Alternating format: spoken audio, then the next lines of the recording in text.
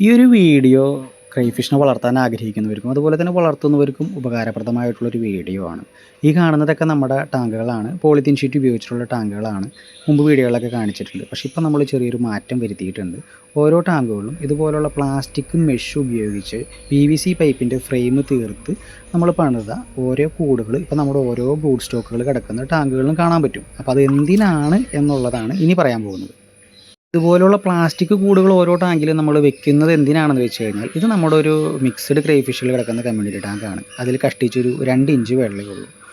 വേറൊന്നുമല്ല, 1.5 അടി വെള്ളം നിർത്തിയിരുന്ന ടാങ്കുകളാണ്. അപ്പോൾ അതെല്ലാം കടിച്ചോട്ടിയാക്കി വെള്ളം ലീക്ക് വരുന്നു. അപ്പോൾ പ്ലാസ്റ്റിക് ഷീറ്റിൽ ഇട്ടാലുള്ള കുഴപ്പം അതാണ്.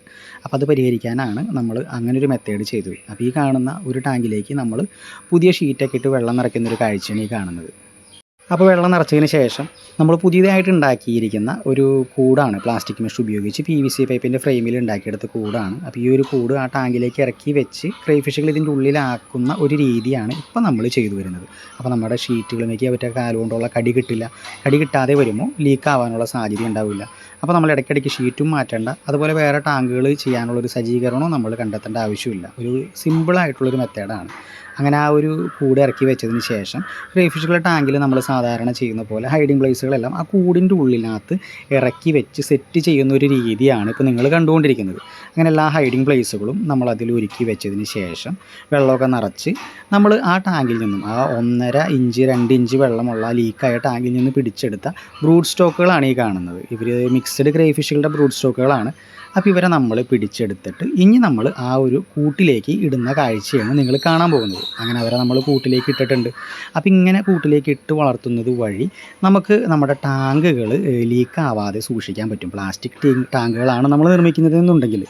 ഇനി നമ്മൾ വലിയ എക്സ്പെൻസൊക്കെ കൊടുത്ത് വലിയ ടാങ്കുകൾ പണിയാത്തതിൻ്റെ കാരണം, നമ്മളങ്ങനെ പണിയുമ്പോൾ എപ്പോൾ വേണമെങ്കിലും നമുക്ക് ഈ ഒരു പരിപാടി നിർത്തേണ്ടതായിട്ട് വന്നു കഴിഞ്ഞാൽ നമുക്ക് ആ കാശ് നഷ്ടമാവുന്നതിൻ്റെ പേരിലാണ് ഞാനിവിടെ പ്ലാസ്റ്റിക് ഷീറ്റുകൾ ഉപയോഗിക്കുന്നത്.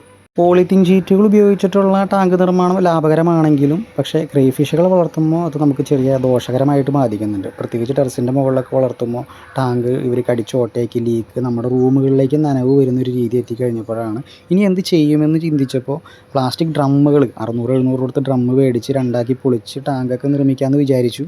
പക്ഷേ നമ്മുടെ കയ്യിലുള്ള ബ്രൂഡുകളുടെ എണ്ണമൊക്കെ എടുത്ത് നോക്കിക്കഴിഞ്ഞപ്പോഴും വെറൈറ്റികളുടെ കളർ വെറൈറ്റികളുടെ എണ്ണം നോക്കിക്കഴിഞ്ഞപ്പോഴും നമുക്ക് 1-2 ടാങ്കൊന്നും നിൽക്കില്ല. നല്ലൊരു ചിലവ് നമുക്ക് വരും. അപ്പോൾ അതുകൊണ്ട് എന്ത് ചെയ്യുമെന്ന് ആലോചിച്ച് കഴിഞ്ഞപ്പോഴാണ് പ്ലാസ്റ്റിക് ഷീറ്റുകൾ തന്നെ ഉപയോഗിച്ച് നമുക്ക് വീണ്ടും ടാങ്ക് നിർമ്മിക്കുക എന്നുള്ള ചിന്ത വന്നത്.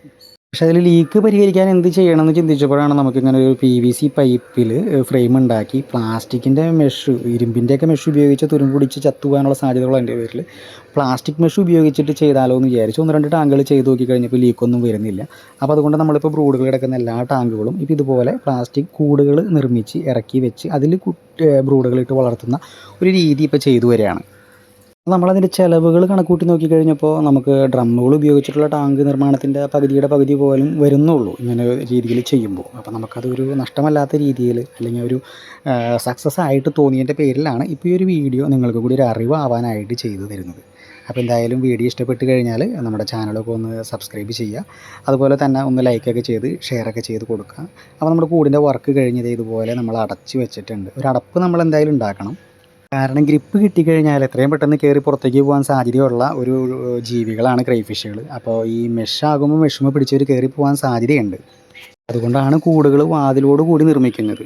അപ്പോൾ വീഡിയോ ഇഷ്ടപ്പെട്ടെന്ന് വിചാരിക്കുന്നു. വീഡിയോയ്ക്ക് ഇത്തിരി ലെങ്ത്ത് കൂടുതലാണ്. അത് ഇത്രയും കാര്യങ്ങൾ പറഞ്ഞ് മനസ്സിലാക്കുന്നതിന് വേണ്ടിയിട്ടാണ്.